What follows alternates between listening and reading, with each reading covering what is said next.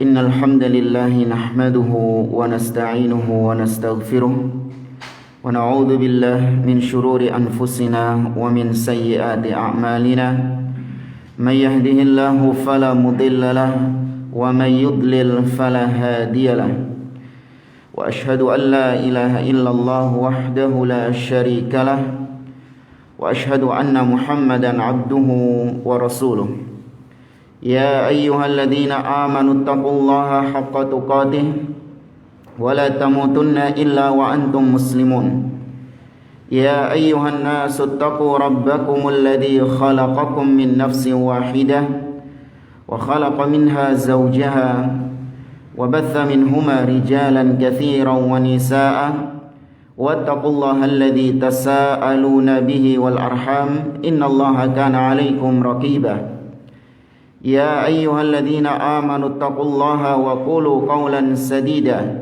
يصلح لكم أعمالكم ويغفر لكم ذنوبكم ومن يطع الله ورسوله فقد فاز فوزا عظيما أما بعد فإن أصدق الحديث كتاب الله وخير الهدي هدي محمد صلى الله عليه وسلم وشر الأمور محدثاتها وكل محدثة بدعة وكل بدعة ضلالة وكل ضلالة في النار. Ma'asyiral muslimin, ikhwani fillah, rahimani wa rahimakumullah. Alhamdulillah, di pagi hari yang berbahagia ini Allah Azza wa Jalla mempertemukan kita kembali di masjid ini, di taman-taman surga yang ada di dunia, di salah satu rumah Allah Subhanahu wa taala. Kita dipertemukan kembali untuk kita lanjutkan pembahasan fatwa al-aqidah, fatwa-fatwa aqidah yang disampaikan oleh atau yang dijawab oleh Fadilatul Syekh Muhammad ibn Shalih Al-Utsaimin rahimahullahu taala. Kita pada pertemuan pagi hari ini masuk ke fatwa yang ke-14. Di sini ditulis wasu'ila, Syekh Utsaimin ditanya, kaifa najma'u baina anna al-imana huwa al-imanu billah wa malaikatihi wa kutubihi wa rusulihi wal yawmil akhir wa bil qadari khairihi wa syarrihi wa qala an-nabi sallallahu alaihi wasallam al-imanu bid'un wa sab'una syu'bah. Pertanyaannya, bagaimana kita menggabungkan antara dua hadis tentang iman? Hadis yang pertama yaitu Nabi menjelaskan bahwa iman itu adalah beriman kepada Allah, malaikat, kitab-kitabnya, rasul-rasulnya, hari akhir, dan kepada takdir, atau yang dikenal dengan hadis Jibril. Ya kan? Ini kan hadis berasal dari hadis Jibril salah satunya. Tapi bagaimana hadis yang tadi itu digabungkan atau bagaimana menggabungkan dengan hadis Nabi yang lain? Yang mana Nabi SAW mengatakan iman itu ada 70 lebih cabangnya. Kalau kita teruskan, fa'a'laha qawlu la ilaha illallah. Yang paling tinggi, tingkat keimanan yang paling tinggi adalah ucapan la ilaha illallah. Wa adnaha imatatul adza 'anit thariq. Dan iman yang paling rendah adalah menyingkirkan gangguan dari jalan. Wal haya syu'batun minal iman. Dan rasa malu itu juga termasuk cabang dari keimanan.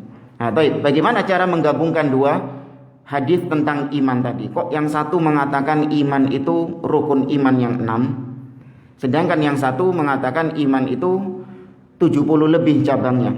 Bahkan menyingkirkan gangguan dari jalan termasuk iman.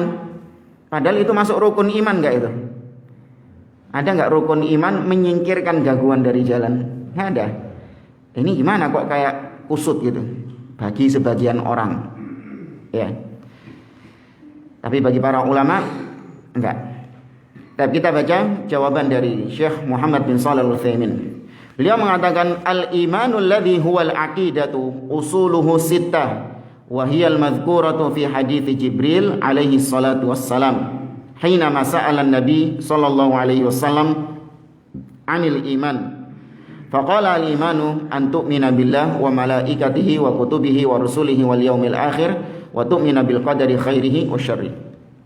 Kata beliau, iman, kalau kita berbicara tentang iman dari sisi akidah, yang itu merupakan sebuah dogma. Ya, perkara-perkara dogmatis, sesuatu yang diyakini. Maka pokoknya, akarnya itu ada 6. Iman kalau bicara dari sisi dogmatis, perkara akidah, ada 6. Nah, itulah yang tersebut dalam hadis Jibril tadi, yaitu ketika ditanya Nabi SAW oleh Jibril, apa itu iman? Nabi menjawab dengan 6 rukun iman. Jadi 6 rukun iman ini adalah pokok daripada akidah, pokok daripada perkara-perkara dogmatis, yang dari 6 ini nanti timbul cabang-cabangnya. Ya, timbul cabang-cabangnya. Iman kepada Allah, di situ berbicara tentang tauhid rububiyah, uluhiyah, asma wa sifat dan lain sebagainya. Berbicara tentang hari akhir, nanti dibahas di situ tentang surga neraka, tentang mizan, timbangan amal, tentang syafaat, tentang alam kubur, tentang jembatan sirat, pembagian catatan amal dan seterusnya. Tapi pokoknya, akarnya itu ada 6. Sedangkan di hadis yang kedua, wa ammal iman alladhi yashmalul a'mal wa anwa'uha wa ajnasuha fahuwa bid'un wa sab'una syu'bah. Adapun kalau iman dilihat dari perspektif ahli sunnah wal jamaah, sebagaimana yang pernah kita sampaikan, iman itu apa definisinya? Atau mencakup apa iman itu? Akidah saja? Enggak. Iman itu mencakup apa saja cakupannya? Keyakinan di hati, ucapan di lisan, dan perbuatan anggota badan, bertambah dan berkurang. Taib. Itu di hadis yang kedua. Jadi hadis kedua itu berbicara tentang iman dari sisi cakupannya. Kalau kita ulang lagi, Nabi mengatakan iman ada 70 lebih cabangnya. Yang paling tinggi adalah ucapan la ilaha illallah. Ini apa? Ucapan jelas ya, qaulu la ilaha illallah. Yang kedua, wa imatatul adha wa adnaha imatatul adha anit thariq, dan cabang keimanan yang paling rendah menyingkirkan gangguan dari jalan. Ini bentuk apa? Perbuatan anggota badan. Dan Nabi yang terakhir mengatakan wal haya syu'batun minal iman. Dan rasa malu itu termasuk bagian daripada iman. Malu ini berarti tinggal hati, amalan-amalan hati. Nah, maka hadis yang kedua yang berbicara tentang iman itu dilihat dari sisi cakupan iman itu mencakup 3 ini. Tapi kalau hadis Jibril yang pertama, 6 rukun iman itu cuma dari satu sisi saja, yaitu akidah. Berbicara tentang iman dari sisi akidah. Walihada sammallahu ta'ala as-salata imanan. Demikian juga Allah subhanahu wa ta'ala menyebut salat dengan iman. Ya, Allah menyebut salat dengan iman. Di mana itu kita dapatkan? Di surah Al-Baqarah ayat yang ke-143, di awal-awal juz yang kedua ini. Allah mengatakan wa ma kana Allahu liyudhi'a imanakum innallaha bin-nasi raufur rahim, la raufur rahim. Kata Allah, dan Allah tidak menyia-nyiakan iman kalian. Ya, Allah tidak menyia-nyiakan iman kalian. Sesungguhnya Allah itu sangat pemurah lagi sangat penyayang kepada manusia. Nah, yang dimaksud Allah tidak menyia-nyiakan iman kalian, kata para ulama ahli tafsir, imanukum yakni salatukum ila baitil maqdis. Yang dimaksud iman kalian dalam ayat ini itu adalah salat kalian tatkala dahulu kalian masih menghadap ke kiblat Baitul Maqdis. Lianna sahabata kanu qabla ay yu'maru bitawajjuhi ilal Ka'bah kanu yusalluna ilal Masjidil Aqsa. Jadi para sahabat itu ketika ini ayat berbicara tentang tahwilul kiblah, perpindahan arah kiblat dari Masjidil Aqsa ke Masjidil Haram. Ketika perpindahan arah kiblat, sebagian sahabat itu merasa, loh, terus yang biyen-biyen salate dhewe ya apa ya? Yang waktu masih ngadem Ka'bah iki. Sia-sia dong. Nah, muncul sebagian sahabat pemikiran seperti itu. Sia-sia dong. Atau bagaimana dengan saudara-saudara kita yang sudah meninggal sebelum peristiwa perpindahan kiblat ini? Yang sholatnya sampai mati masih menghadap mana? Aqsa, Baitul Maqdis. Wah, gimana sholat mereka ini terus? Kepikiran. Akhirnya turun firman Allah ini, wa ma kana Allahu liyudhi'a imanakum. Tenang. Allah tidak menyia-nyiakan salat kalian. Nah, tapi Allah ketika menyebut salat dengan kata-kata iman. Nah, di sini menunjukkan salat yang itu merupakan perbuatan anggota badan dan juga merupakan ucapan lisan. Salat kan terdiri dari itu. Ya, kalau mau digabungkan tetap ada juga akidahnya di situ. Karena tidaklah seorang beramal anggota badannya kecuali berangkat dari mana dulu? Akidah. Makanya pembahasan fikih, ibadah-ibadah dalam fikih itu tetap di situ ada pembahasan masalah akidah. Karena tidaklah seorang melaksanakan sebuah ibadah lahiriah kecuali pasti didasari dengan batinnya, akidahnya terlebih dahulu yang menggerakkan. Antum berangkat dari rumah tadi di awal waktu untuk melaksanakan sholat sunnah fajar. Ya, melaksanakan sholat sunnah fajar.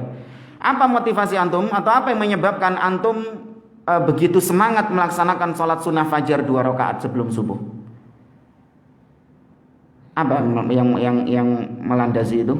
Akidah apa yang antum pegang? Ya, apa itu?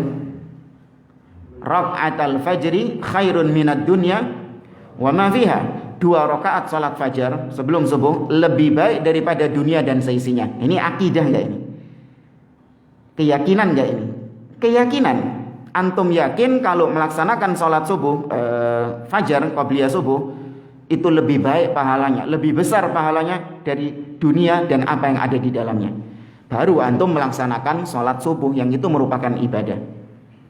Demikian juga puasa, umroh, haji, apapun ibadah-ibadah dalam Islam pasti berangkat dari akidah. Itu pertanyaan nomor 14. Sekarang kita masuk pertanyaan fatwa nomor 15. Su'ila fadilatu Syekh Utsaimin ditanya an makna qaulin Nabi sallallahu alaihi wasallam, tentang makna sabda Nabi sallallahu alaihi wasallam, innal imana la ya'rizu ilal madinah kama ta'rizul hayyatu ila juhriha. Sesungguhnya iman itu akan kembali ke kota Madinah sebagaimana ular akan kembali ke sarangnya. Baik. Apa makna daripada hadis ini? Dijawab oleh Syekh Utsaimin, hadzal hadis yaqulu fihi Rasul alaihi salatu wassalam. Hadis ini diucapkan oleh Nabi sallallahu alaihi wasallam yang tadi disebutkan teksnya. Enggak perlu diulang lagi, sini diulang lagi. Nabi mengatakan innal iman la ya'rizu. Sesungguhnya iman itu la ya'rizu. Ya'rizu artinya yarji'u wa yathbutu fil Madinah. Ya'rizu artinya kembali dan menetap di kota Madinah. Ya, iman itu akan kembali dan menetap kembali di kota Madinah. Kama annal hayya idza kharajat min juhriha raja'at ilaihi. Sebagaimana ular, tatkala ular ini keluar dari lubangnya, ketika ada sesuatu yang mengancam dia akan kembali lagi ke lubang tersebut. Wa hadza isyaratun minan Nabi sallallahu alaihi wasallam ila anna hadzal din saufa yarji'u ilal Madinah. Ini isyarat dari Nabi sallallahu alaihi wasallam bahwa agama ini itu akan kembali ke kota Madinah.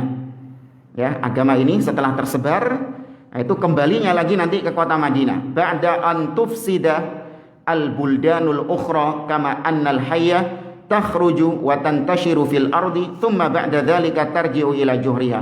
Tatkala negeri-negeri kaum muslimin, ya banyak di antara kaum muslimin di negeri-negerinya yang sudah rusak keimanannya, yang Islamnya sudah rusak, terkotori dengan syirik, terkotori dengan bid'ah dan lain sebagainya, maka Islam yang murni itu kembali ke kota Madinah lagi. Ya, Islam yang murni kembali, katanya dijaga sama Allah Subhanahu wa taala. Maka lucu kalau ada yang mengatakan lulusan-lulusan Madinah atau ustadz-ustadz dari Madinah, syekh-syekh dari Madinah itu membawa paham radikal, membawa paham sesat dan lain sebagainya. Padahal kota Madinah dijaga oleh Nabi SAW. Ya, ini tuduhan-tuduhan dusta dari para ahli bidah. Nah, sebagaimana ular tatkala dia keluar kemudian dia menyebar di muka bumi ini, tapi ketika ada bahaya yang mengancam, ular-ular itu akan kembali ke sarang awalnya. Ini permisalan dari Nabi. Wa fihi aidan isyaratun ila anna al-islama kaman talaqa minal Madinah fa innahu yarji'u ilaiha aidan. Dan ini juga isyarat dari Nabi SAW.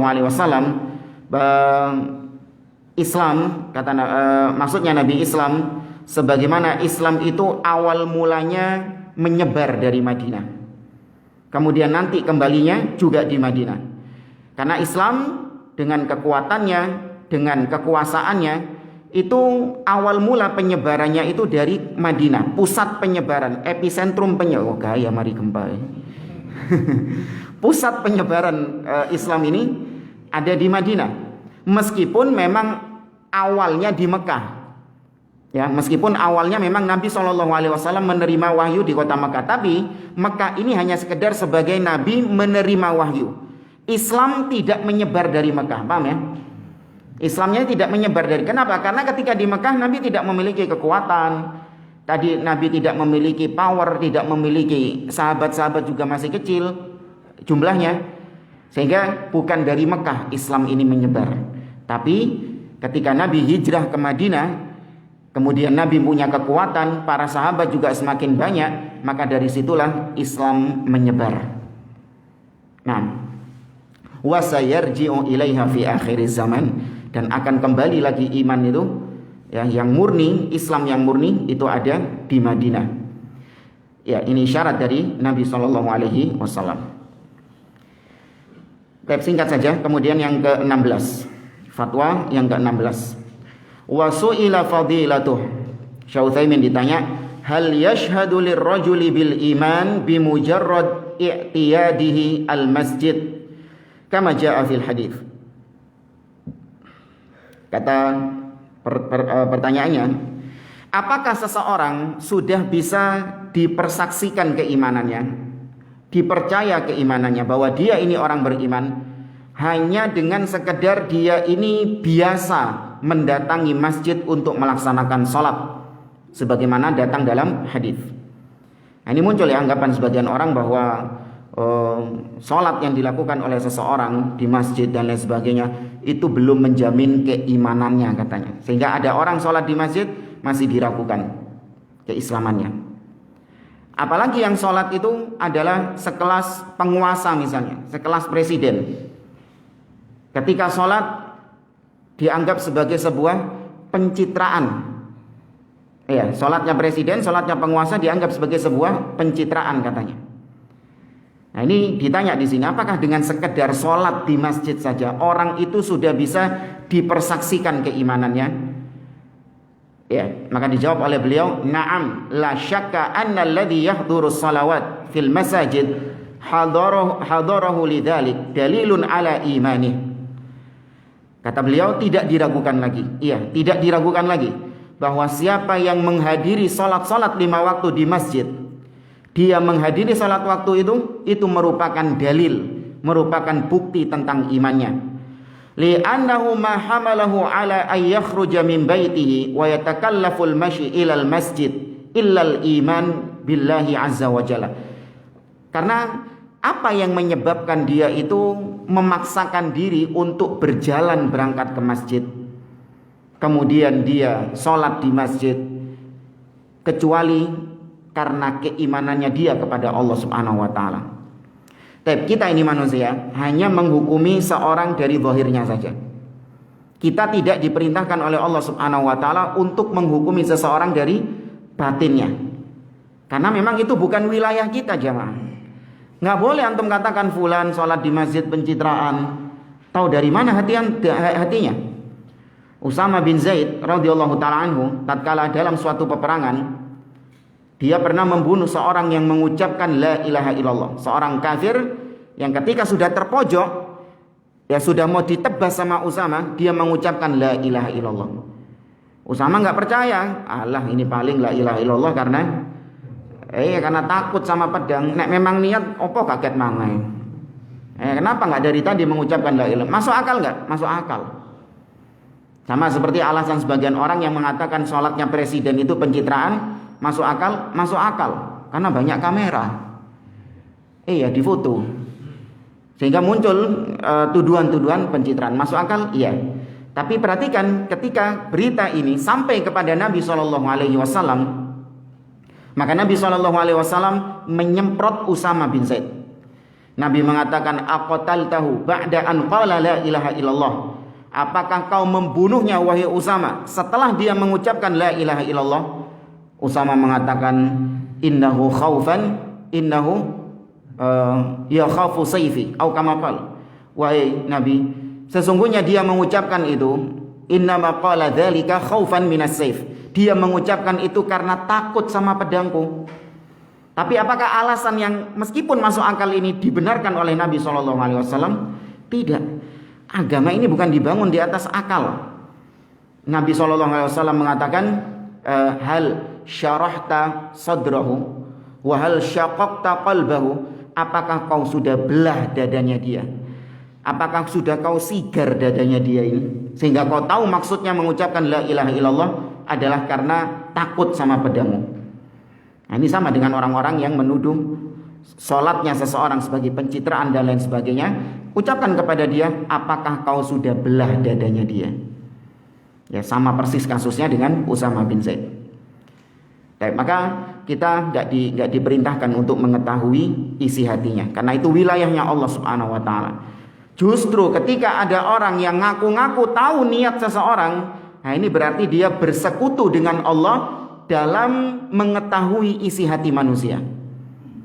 Ya kan gitu kan? Meskipun terucap atau enggak, dia secara tidak langsung dia menganggap bahwasanya dia punya kemampuan yang sama dengan Allah, yaitu apa? Mengetahui isi hati manusia.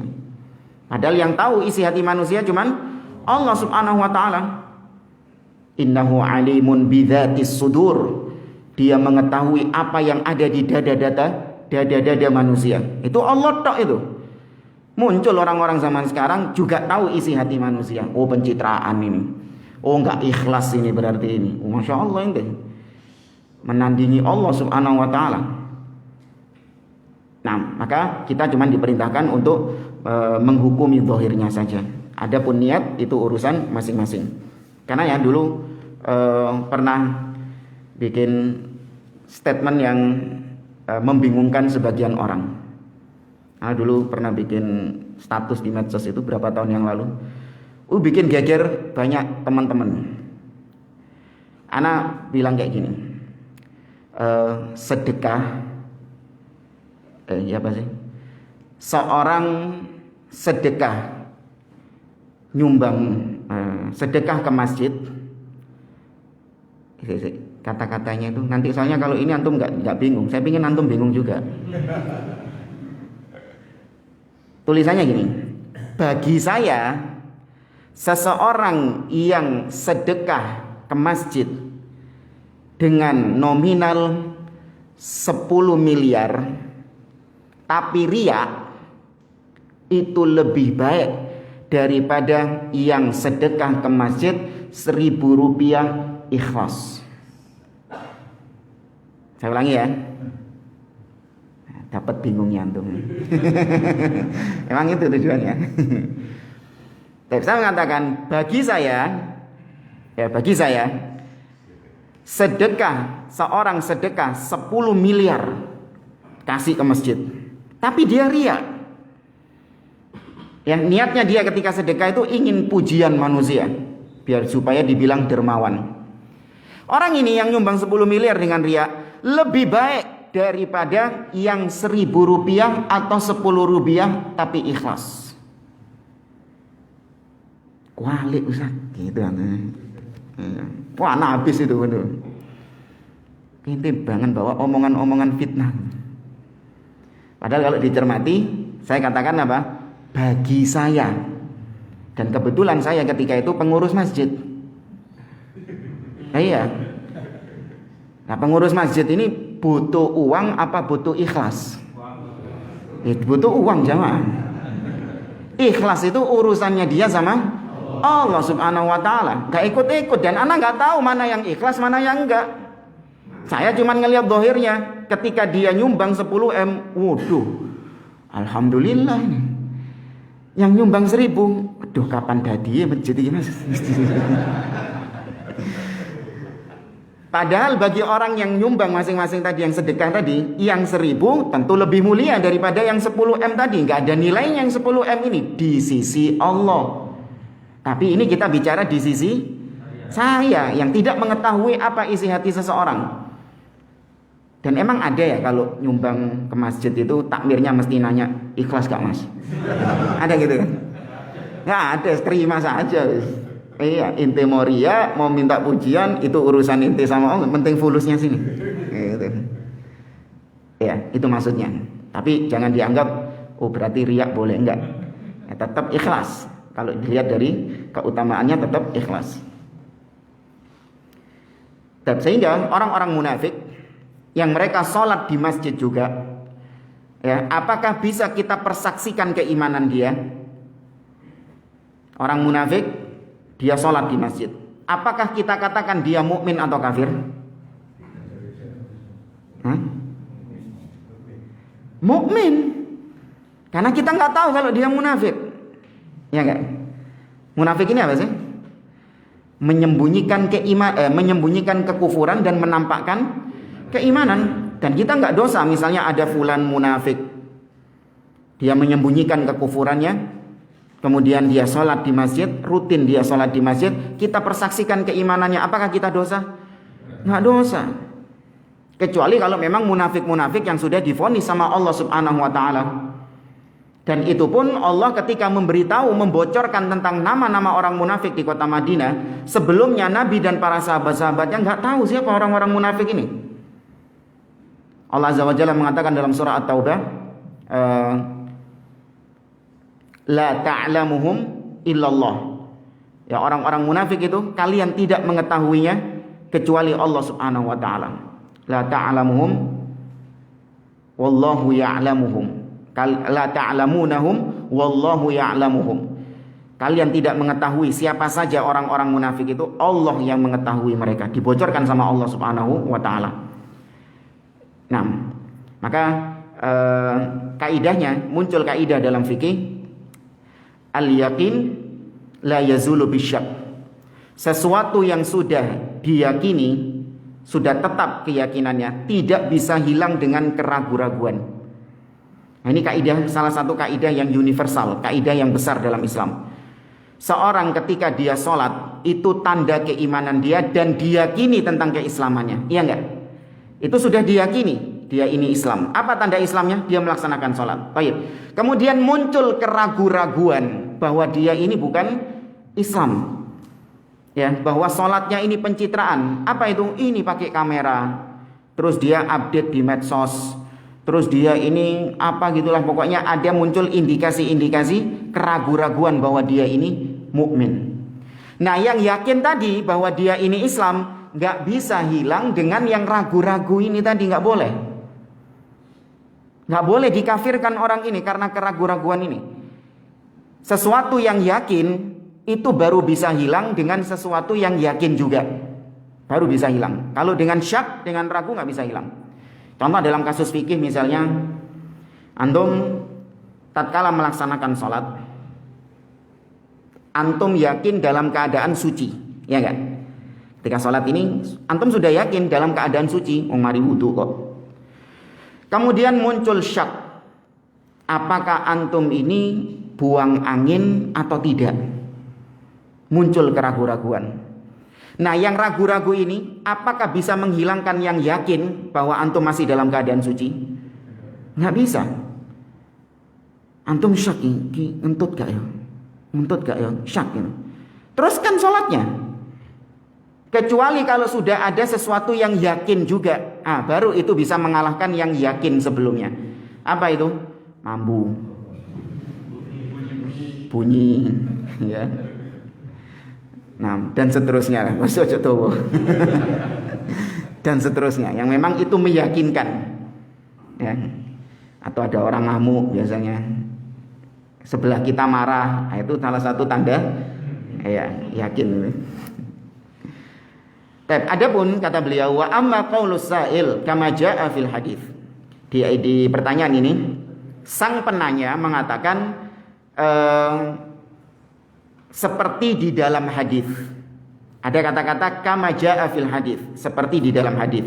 Hadis yang dimaksud itu adalah hadis yang berbunyi idza raaitumur rajula ya'tadul masajida fashhadu lahu bil iman.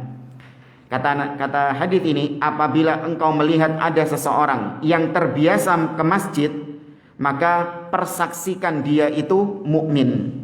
Ya, persaksikan keimanannya. Kata beliau, walakin hadzal hadis dhaif, la yasihu 'anin Nabi sallallahu alaihi wasallam. Hadis ini dhaif. Ya, tidak sahih dari Nabi sallallahu alaihi wasallam. Kita lanjut ke pertanyaan yang ke-17. Fatwa 17. Syekh Utsaimin rahimahullah ditanya, an hadat taksim lil iman hal huwa sahihun aw la. Beliau ditanya tentang pembagian iman berikut ini. Ini pembagian iman berikut ini mungkin jarang didengar dengan kita. Jarang didengar sama kita. Apakah pembagian iman seperti berikut ini itu sahih atau tidak? Bagaimana pembagiannya? Disebutkan al-imanu khamsah. Iman itu ada 5. Imanun matbu'un wa huwa imanul malaika. Iman yang pertama adalah iman tabi'i.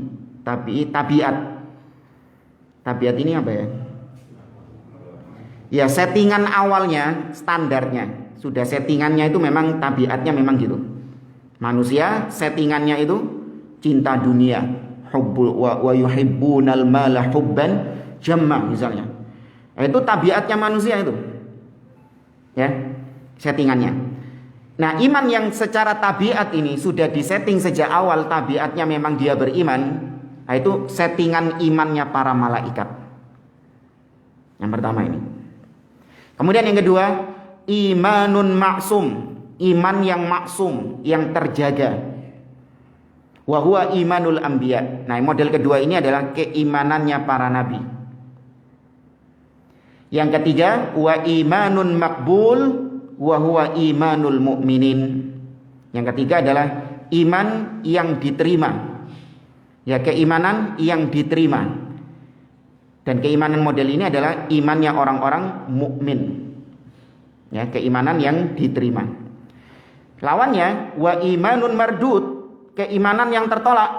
Wa huwa imanul munafiqin, yaitu keimanannya orang-orang munafikin. Yang terakhir wa imanun mauquf, iman yang berhenti. Ya, iman yang berhenti. Bingung mau kemana ini, nggak bisa berhenti. Wa huwa imanul mubtadi'ah, yaitu imannya para ahlil bid'ah. Nah, iman yang pembagian 5 tadi itu benar nggak ada pembagian model kayak gitu? Itu pertanyaannya. Jangan jangan diyakini tadi pembagiannya itu. Dengerin jawabannya Syekh Utsaimin dulu. Dan maka Syekh Utsaimin menjawab, aqulu fi hadat taksim innahu laisa bisahih. Maka aku jawab bahwa pembagian ini tidak sahih, kata beliau. La min ajli taksim, li'anna taksim qad yakunu sahihan fi aslihi wala masyahata fil istilahi wat taksim. Bukan karena aku mengingkari iman itu boleh dibagi-bagi, tidak. Ya, aku tidak mengingkari dari sisi pembagiannya, enggak. Karena memang Ahlussunnah sendiri membagi iman itu ucapan lisan, perbuatan anggota badan, kemudian keyakinan dalam hati, bertambah dengan keimanan, bertambah dengan ketaatan dan berkurang dengan kemaksiatan. Ahlussunnah membagi-bagi. Maka beliau mengingkari bukan dari sisi pembagiannya, tidak. Walakinnahu laisa bisahihin fi haddi dzatihi.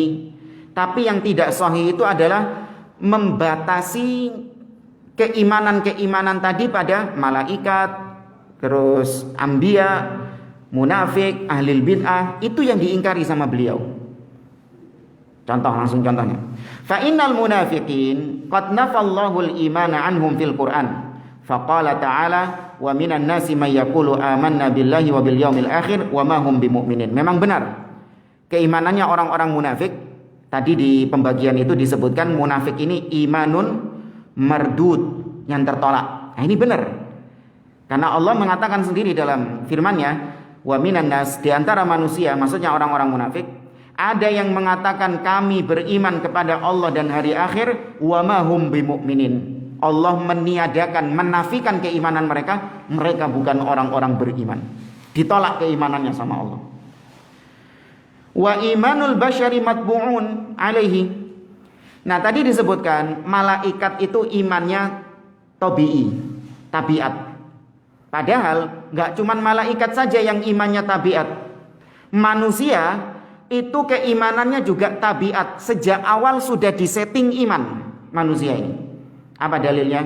Nabi SAW mengatakan kullu mauludin yuladu alal fitrah.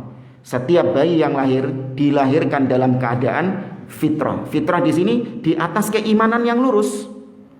Fitrah yang lurus, fitrah salimah. Kemudian beranjak dewasa kena syubhat, kemasukan kerancuan-kerancuan, maka baru menyimpang. Karena Nabi mengatakan fa abawahu yuhawidanihi au yunassiranihi au yumajjizani. Kemudian bayi ini ketika dewasa, kedua orang tuanya yang menjadikan dia Yahudi, menjadikan dia Nasrani, atau menjadikan dia Majusi. Maka manusia kalau seandainya dia ini nggak kena syubhat, kanan kiri nggak kena syubhat, sampai dewasa dia masih settingan awal nggak, standar nggak? Standar, gak modifikasian. Iya, masih standar semua ini. Maka keimanan secara tabiat itu bukan cuma malaikat saja. Ya, tapi manusia juga keimanannya settingan dari awal tabiat. Tapi kalau kita lihat di pembagian yang 5 tadi, iman secara tabiat cuman siapa katanya? Malaikat tok, manusia nggak masuk. Nah, ini kekeliruannya kata beliau. Kemudian sahih annal malaika la ya'sunallaha ma amarahum, wa sahih annal anbiya alaihimus salatu wassalam la yumkin ay yartaddu ba'da imanihim.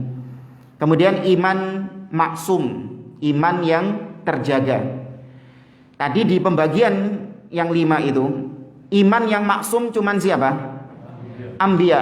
Padahal malaikat itu juga imannya maksum, dijaga. Allah katakan dalam surah At-Tahrim, malaikat itu alaihim malaikatun ghiladun syidad la ya'sunallaha ma amarahum wa yaf'aluna ma yu'marun. Para malaikat itu tidak pernah maksiat. Maksiat artinya durhaka kepada Allah.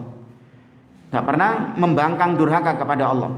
Senantiasa mereka mengerjakan apapun yang diperintahkan kepada mereka. Maka berarti keimanan para malaikat ini maksum, dijaga.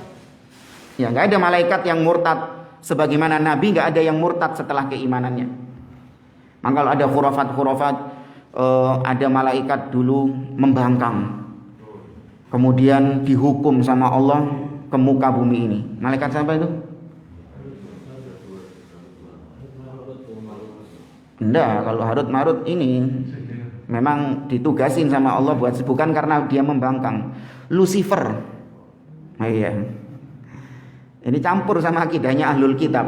Lucifer ini katanya dia ini malaikat, mokong, membangkang, akhirnya dihukum ikut barisannya iblis. Nggak ada kayak gitu. Ya, semua malaikat taat kepada Allah Azza wa Jalla, maksum dia. Walakin at-taqsim ats-tsani ghairu sahih wa huwa annahu ja'ala al-malaika matbu'in 'ala al-iman dunal bashar. Ya, selebihnya ana rasa sudah mewakili, atau apa yang tadi saya sampaikan mewakili. Cuman di sini kata beliau, yang lebih baik an-narji'a ila taqsimis salafis saleh. Enggak usah pakai pembagian iman seperti tadi itu. Yang lebih selamat kita pakai pembagian iman yang sudah dikenal oleh para salafus saleh.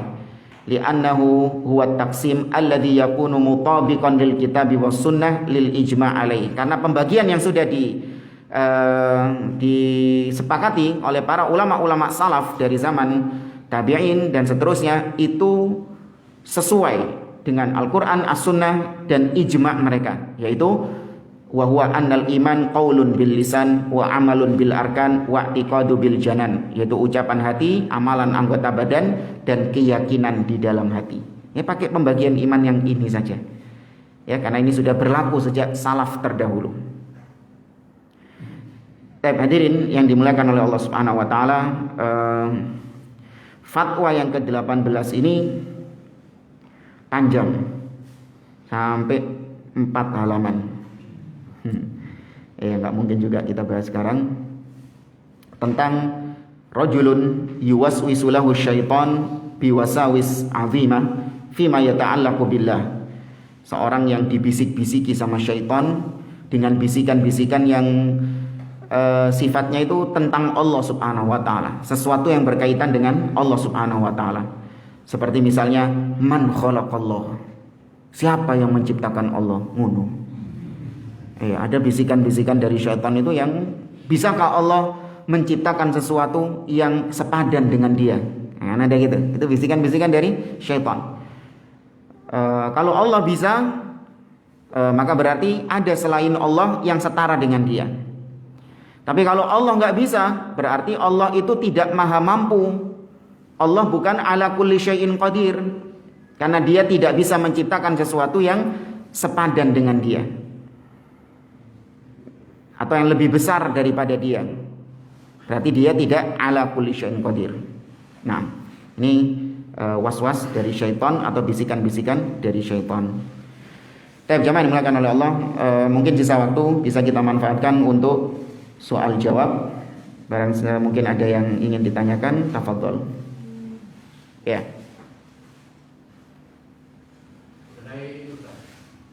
Di postingan media sosial. Gimana? Ulangi. Informasi postingan dari media sosial. Oh iya. Itu ada kan dulu itu di Pelni itu sering diadakan kajian Ramadan, kajian keislaman.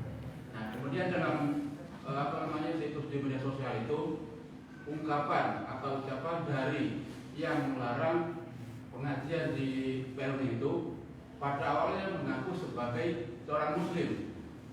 Kemudian pada postingannya yang lain dalam waktu yang berbeda mengaku sebagai bukan seorang muslim. Nah, bagaimana sikap kita sebagai seorang muslim untuk meyakini agama atau keyakinan orang atau komisaris yang melarang pengajian tersebut? Terima kasih, Pak.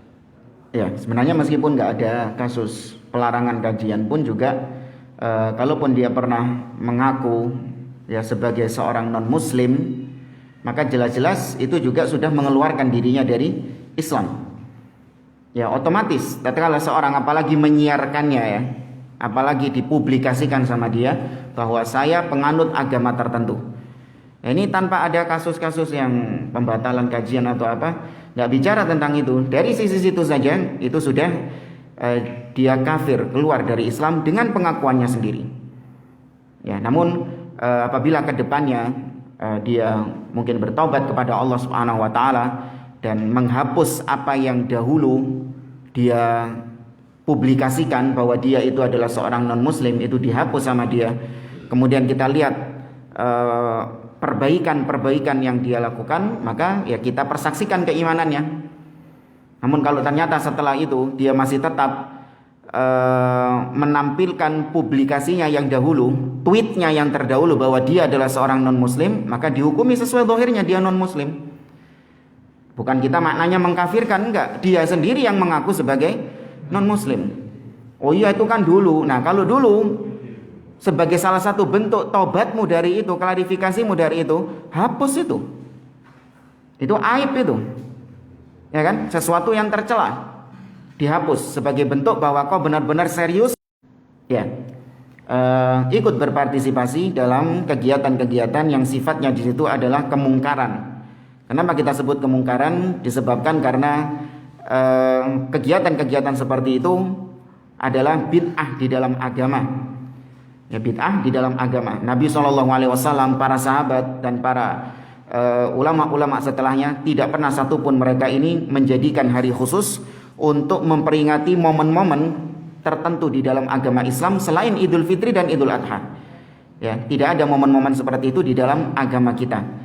Entah itu hari lahirnya Nabi SAW atau Isra Mi'rajnya Nabi SAW, ya, para sahabat tidak lebih semangat dalam beragama daripada kita.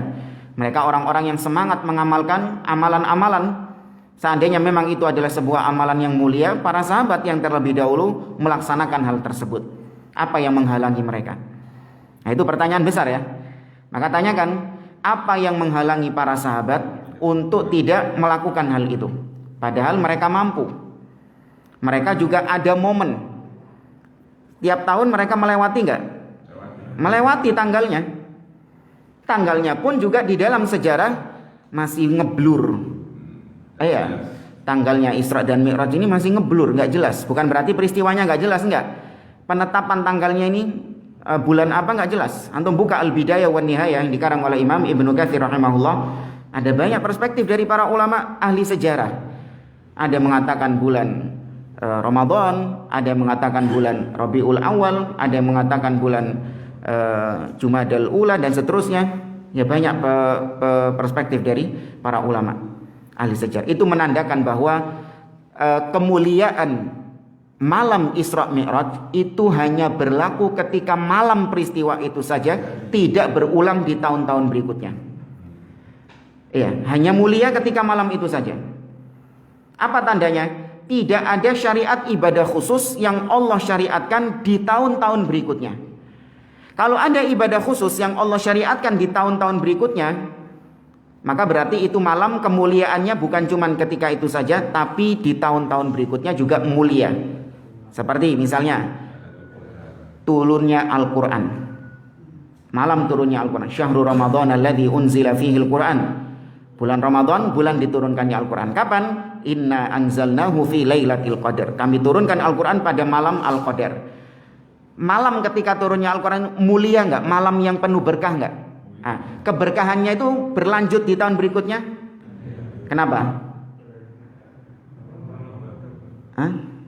Ada ibadah yang disyariatkan sama Allah di situ, yaitu kita diperintahkan Nabi SAW untuk mencari keutamaan 10 hari terakhir di bulan Ramadan. Iya, dengan baca Quran, sedekah, i'tikaf dan lain sebagainya. Ada ibadah yang disyariatkan di situ. Maka berarti kemuliaannya, keberkahannya, keagungannya berlanjut tiap tahun. Tapi Isra Mi'raj nggak ada. Maka pertanyaan besar tadi, apa yang menyebabkan mereka, para sahabat, tabi'in dan ulama-ulama setelahnya tidak melaksanakannya? Mereka mampu, kemudian mereka punya momen, ada kesempatan melewati mereka tahun-tahun itu, tanggal-tanggal itu di tiap tahunnya, tapi tidak pernah diriwayatkan mereka merayakan atau memperingati hal tersebut. Ya, tunjukkan kepada saya apa alasan. Wah, Ustaz, nggak sempat mereka, Ustaz. Repot oleh gitu. Apa alasan yang logis?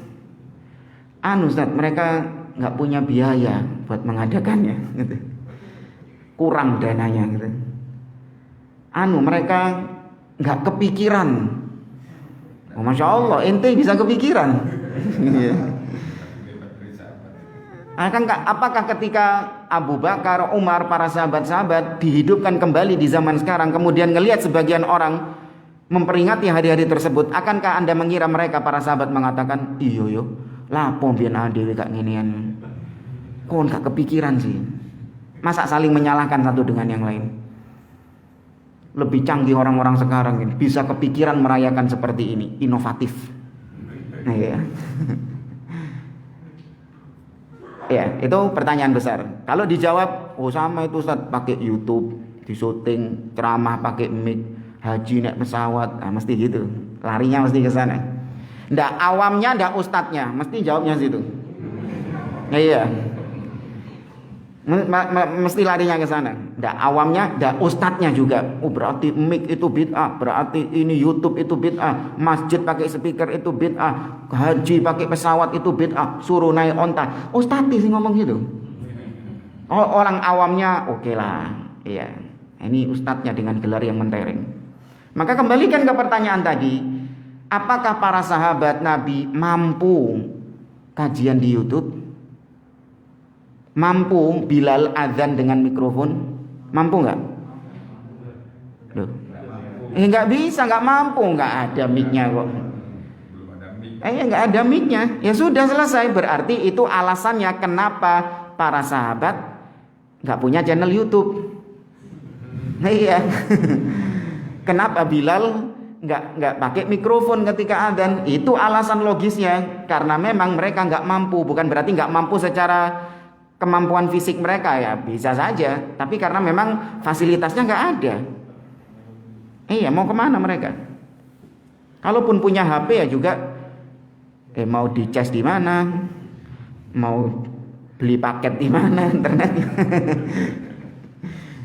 Nah, itu wallahu a'lam. Maka jangan mengikutinya, karena Allah mengatakan dalam surah Al-Maidah, wala ta'awanu 'alal itsmi wal 'udwan. Jangan kalian saling tolong-menolong dalam berbuat perbuatan dosa. Salah satunya adalah ikut dalam kebid'ahan. Nah. Ya. Waalaikumsalam warahmatullahi wabarakatuh. 17.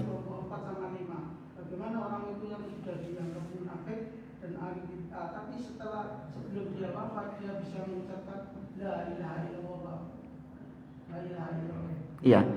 Lah ya Pak, makanya tadi saya bilang pembagian iman yang tadi disebutkan dalam pertanyaan itu nggak benar. Iya, makanya saya katakan tadi jangan diyakini. Karena pembagian seperti ini rancu. Iya, pembagian yang tidak ada dasarnya dan tidak digunakan oleh para salaf.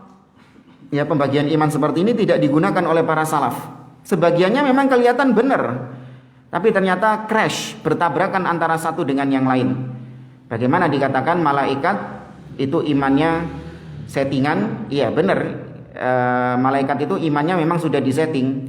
Tapi kenapa cuma dibatasi malaikat saja? Manusia juga. Iman yang maksum, ya kenapa kok dibatasi hanya para nabi saja? Padahal malaikat juga maksum keimanannya. Ya, kemudian imannya ahlil bid'ah, itu perlu perincian juga. Ya, ahlil bid'ah yang seperti apa, yang keimanannya itu mauquf, imannya itu terhenti. Apakah bid'ah itu mukaffirah atau bid'ah yang ghairu mukaffirah? Bid'ah yang sampai pada tingkatan mengkafirkan atau bid'ah yang tidak sampai mengkafirkan. Ya, makanya nggak usah dipakai ini pembagian iman yang ini, pakai pembagian iman yang mana? Ya, iman keyakinan di hati, ucapan lisan, perbuatan anggota badan, bertambah dengan ketaatan, berkurang dengan kemaksiatan. Nah, itu pembagian yang sahih, sudah ada sejak zaman salaf terdahulu pembagian ini. Dikenal oleh para ulama-ulama salaf seperti Imam Al-Auza'i rahimahullahu taala, kemudian Imam Az-Zuhri, ya, dan lain sebagainya dari ulama-ulama salaf. Ya, mereka sudah mengenal pembagian iman yang 5 ini. Bahkan Imam Bukhari rahimahullah ta'ala mengatakan, laqitu akthar min alfi rajulin minal ulama'i bil amsar fama ra'aitu ahadan minhum yakhtalifu fi anna al imana qaulun wa amalun yazidu bi ta'ah wa yanqusu bil ma'siyah. Kata Imam Bukhari, aku pernah berjumpa dengan 1000 ulama lebih, gurunya Imam Bukhari ini, dari berbagai penjuru dunia. Tidak ada satupun di antara ulama-ulama yang aku temui itu mereka berselisih pendapat tentang masalah iman, bahwa iman itu ucapan, perbuatan, bisa bertambah dan bisa berkurang. Tidak ada yang berselisih tentang hal itu. Padahal mereka nggak saling kenal loh. Ini ulama-ulama 1000 yang ditemui sama Imam Bukhari, nggak janjian mereka. Kau nek ketemu sama Bukhari, mungkin jawab janjian gini ya. Nggak ada kayak gitu. Mereka nggak ketemu satu dengan yang lain, beda wilayah, terpaut jauh wilayahnya. Namun kalau sudah akidah yang sama atau pemahaman agama yang sama, ketemunya juga pasti sama. Ya, ketemunya juga pasti sama. Karena agama ini satu. Itu mungkin Pak. Ya, jadi nggak usah dipakai itu pembagian tadi itu. Nah, makanya saya tekankan tadi. Wallahu a'lam. Nah, yang pasal 16 itu Ustaz. Ya. Kita kan tidak dibebani melihat orang dari hatinya. Hati. Kalau kebalikannya, kalau orang itu memperlihatkan tasyabuh gitu, sering orang kafir pada dia orang Islam, itu bagaimana menyikapinya? Ya. Ketika ada seorang yang dia ini berpenampilan kafir, berpenampilan kafir, padahal dia ini adalah seorang muslim. Dan betapa banyak orang-orang yang seperti itu jamaah. dari penampilan pakaiannya, kemudian gaya bicaranya, dan aktivitas-aktivitas lainnya, tidak diketahui dia ini seorang muslim. Iya, tidak diketahui. Karena seorang muslim itu harus punya ciri, harus punya identitas. Kalaupun penampilannya itu tidak bisa dibedakan dengan orang-orang kafir, ya minimal ucapannya lah. Ya mungkin ketika ketemu orang salam, assalamualaikum, minimal itu sudah. Tapi ternyata enggak, ketika pidato selamat pagi. Ya, salam sejahtera. Tidak ada identitas muslim sama sekali. Maka yang seperti ini ya boleh kita katakan dia ini seorang yang bukan seorang muslim, karena tidak ada identitas ciri karakteristik yang ada pada dirinya. Kecuali kalau kita tahu indikasi-indikasi lain ya, misalnya meskipun dia ini nggak ada identitasnya, tapi kita lihat keluarganya ini keluarga muslim. Nah, itu baru kita tetapkan keislamannya dulu. Kita tahu bahwa keluarganya ini keluarga seorang muslim, atau mungkin dari namanya lah. Ya, penampilannya nggak islami, ngomongnya juga nggak islami, keluarganya juga nggak diketahui di mana, tapi terlihat dari namanya nama seorang muslim, Muhammad, ya, Abdullah, Umar dan lain sebagainya. Nah, ini kita tetapkan keislamannya dulu. Kita tetapkan dulu keislamannya. Nanti bagaimana kemudiannya, nah, itu boleh berubah. Karena banyak juga orang-orang kafir namanya nama-nama islami. Iya. Orang-orang kafir namanya nama-nama islami. Karena ada memang sebagian nama itu bagi sebagian orang Indonesia itu dianggap sebagai nama islami, tapi ternyata kalau di Arab sana enggak mesti.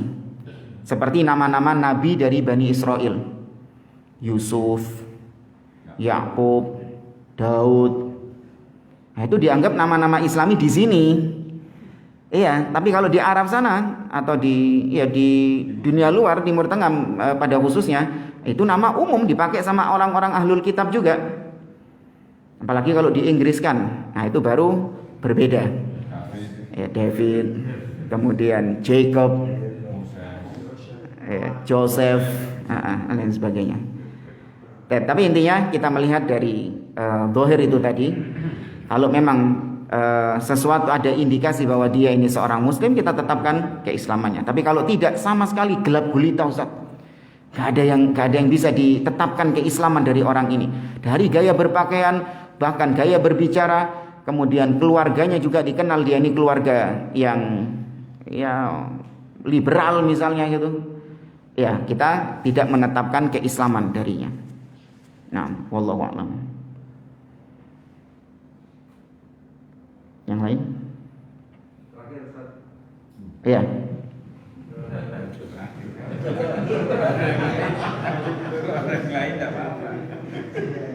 Setiap tahun umat Islam di Indonesia tentu disibukkan dengan penetapan tanggal 1 Ramadan dan 1 Syawal.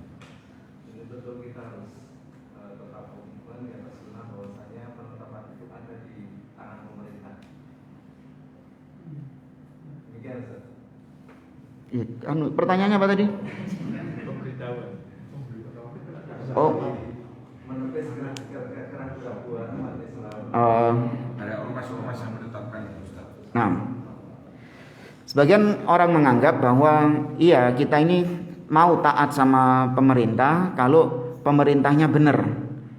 Tapi kalau pemerintah salah menetapkan, maka ya kita nggak ikuti dong gitu. Maka dijawab oleh para ulama, pemerintah diantaranya Syekh Ibrahim Ar-Ruhaili ya dalam kitabnya Al-Ihkam fi Sabri Ahwalil Hukam, atau kalau terjemah kita tindak tanduk penguasa. Beliau menjelaskan di situ bahwa tatkala pemimpin berijtihad dengan ijtihadnya, kemudian dia salah dalam ijtihadnya, terlebih masalah dia ijtihad ini masalah yang menyangkut umat kolektif. Seperti penetapan 1 Ramadan itu bukan masalah ijtihad antara person dengan person yang lain, tidak, tapi itu menyangkut satu umat secara kolektif itu. Karena namanya puasa dan Idul Fitri itu hari raya bersamaan dengan kaum muslimin. Bukan ibadah perorangan, enggak, tapi itu ibadah kolektif. Nabi mengatakan al-fitru yauma tuftirun Wal adha yauma tudhahun. Hari raya Idul Fitri adalah ketika kalian semuanya berhari raya. Hari raya Idul Adha adalah ketika kalian semuanya menyembelih. Itu Nabi menyebutkan kebersamaan di situ. Nah, siapa yang bisa membuat kaum muslimin bersama untuk merayakan Idul Fitri dan Idul Adha? Pemerintah saja, karena mereka yang memiliki kekuatan, power di situ. Ya, maka ketika pemerintah sudah berijtihad, dan ijtihadnya pemerintah dalam menetapkan satu Ramadan dan satu Syawal dengan menggunakan cara yang benar, sesuai dengan sunnah Nabi SAW. Dengan cara apa pemerintah menetapkan? Ru'yatul hilal, sesuai dengan sabda Nabi, sumu li ru'yatihi wa aftiru li ru'yatihi fa in humma 'alaikum fa akmilul iddata Sya'ban 30. Berpuasalah kalian karena melihat hilal, dan berbukalah, beridul fitrilah kalian ketika melihat hilal. Apabila terhalangi maka genapkan bilangan Sya'ban menjadi 30, sesuai dengan anjuran Nabi SAW. Pemerintah ketika memang setelah dipantau tidak melihat hilal, kemudian digenapkan menjadi 30 hari Sya'bannya, sesuai. Cuman memang ya namanya manusia, ijtihadnya salah. Tapi kesalahan seperti ini tidak menjadikan kemudian ormas-ormas atau orang-orang lain berhak untuk menetapkan hari raya sendiri. Tetap tidak. Demi kemaslahatan tetap diikuti ijtihadnya pemerintah tersebut, meskipun ternyata ijtihadnya salah. Bingung antum? Contoh atau dalilnya, Utsman bin Affan radhiyallahu taala anhu, ketika beliau menjadi khalifah, beliau melaksanakan haji ketika itu. Tatkala di Mina, Utsman bin Affan melaksanakan sholat secara itmam, secara sempurna. Harusnya ketika di Mina, bukan di jamak, dikosor 2 rakaat. Harusnya dikosor. Tapi sama Utsman bin Affan lengkap, duhur 4, asar 4, di waktu-waktunya masing-masing. Abdullah bin Abbas radhiyallahu taala anhu tatkala melihat hal tersebut, diingkari sama Abdullah bin Abbas, dalam artian salah. Utsman itu harusnya dikosor 2, tapi kok disempurnakan. Diingkari sama Abdullah bin Mas'ud radhiyallahu taala anhu. Dia mengatakan, aku haji bersama Nabi, aku haji bersama Abu Bakar, aku haji bersama Umar. Di masing-masing zamannya itu mereka semua mengkosor sholatnya, tapi Utsman disempurnakan sholatnya. Tapi kemudian setelah diingkari sama Abdullah bin Mas'ud, ternyata Abdullah bin Mas'ud melok sholat 4 rakaat pisan. Bingung para sahabat. Sebagian murid-muridnya mengatakan, kau melakukan apa yang kau ingkari. Kau tadi gak setuju, tapi sekarang kok kau lakukan. Beliau mengatakan, al-khilafu syarr. Ya, berbeda, menyelisihi. Apalagi dalam masalah-masalah ijtihadiyah seperti ini, dan pemimpin memang punya wewenang dalam masalah ini, itu khilaf yang buruk. Ya, perbedaan yang buruk kalau seperti itu. Nah, sama seperti ini, pemimpin menetapkan Ramadan, kemudian kita selisihi. Pemimpin menetapkan Syawal, kita selisihi. Itu khilaf syarr. Ya, khilaf syarr. Kecuali kalau pemimpin salahnya itu bukan salah ijtihad. Salahnya memang berangkat dari kesesatan. Misalnya pemimpin mengatakan, umat Islam Indonesia mulai hari ini saya tetapkan Idul Fitri jatuh pada tanggal 1 Muharram. Misalnya gitu. Nah, ini bukan berangkat dari ijtihad.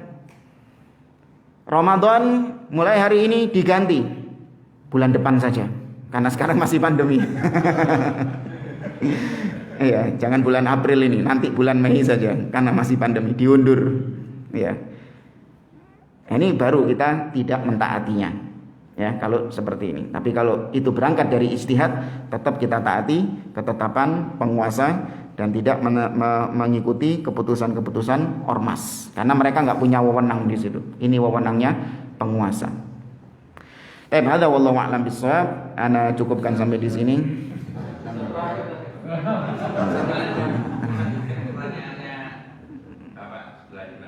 Iya. Sekarang ini di tempat saya ada azan 2 kali, bukan 2 kali Ustaz. Jadi di masjid 1 itu jam 4.16, di masjid yang lain itu jam 4.24 selisih 8 menit. Nah, kita menyikapi nanti bulan Ramadan itu bagaimana? Iya, sama konsep kita juga sama dalam masalah penentuan sholat dan lain sebagainya. Itu yang menentukan adalah waliul amr, yang menentukan adalah penguasa. Ya, maka tetap kita mengikuti jadwal yang sudah ditetapkan oleh penguasa. Ya, tetap mengikuti jadwal yang ditetapkan oleh penguasa. Sama dalilnya tadi juga perbuatan Abdullah bin Mas'ud. Karena ini merupakan ibadah kolektif, tidak bisa seorang dengan seenaknya sendiri menentukan. Kalau kau memang ingin mengkritik penguasa dari sisi ini, maka ya sampaikan kepada penguasa, nggak ada masalah dengan cara yang baik. Sampaikan datanya, hasil penelitiannya, nasihati mereka tentang apa yang kau temukan di lapangan, nasihati. Ya, bukan terus kemudian ngambil tindakan sendiri, kita berpisah dari penguasa. Ini bukan metode yang benar dalam beragama, bukan jalan yang benar dalam beragama. Ya, kaum muslimin itu tetap bersama jamaah, ya, bersama penguasa kaum muslimin. Itu sifatnya ahlus sunnah wal jamaah, bersama penguasa kaum muslimin. Baik, jamaah yang dimuliakan oleh Allah, anak kira ini bisa kita sampaikan. Wallahu a'lam. Kita akhiri. Subhanakallahumma rabbana wa bihamdik, asyhadu an la ilaha illa anta, astaghfiruka wa atubu ilaik. Wa akhiru da'wana anil hamdulillahi rabbil alamin. Wassalamualaikum warahmatullahi wabarakatuh.